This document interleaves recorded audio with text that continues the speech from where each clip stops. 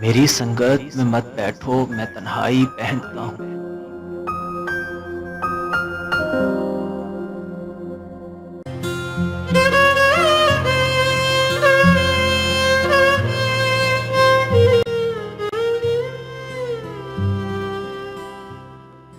اداسی کے اجاڑ آنگن میں چنتا ہوں۔ میں اپنی ذات میں اجڑے ہوئے گاؤں کا میلہ ہوں۔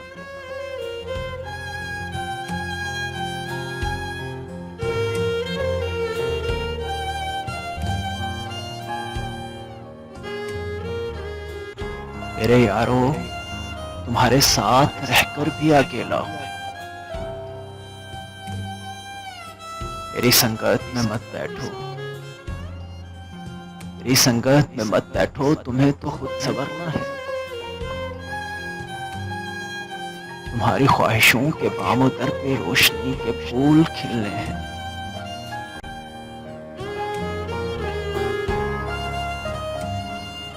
تمہیں لکھنا ہے اپنی سانس کی گرمی سے نیندوں کا سفر نامہ۔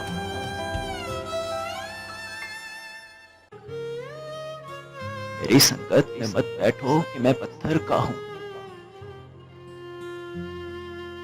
کہ میں محرومیوں کے شہر کا باسی، میری قسمت اداسی کم لباسی نہ شناسی ہے۔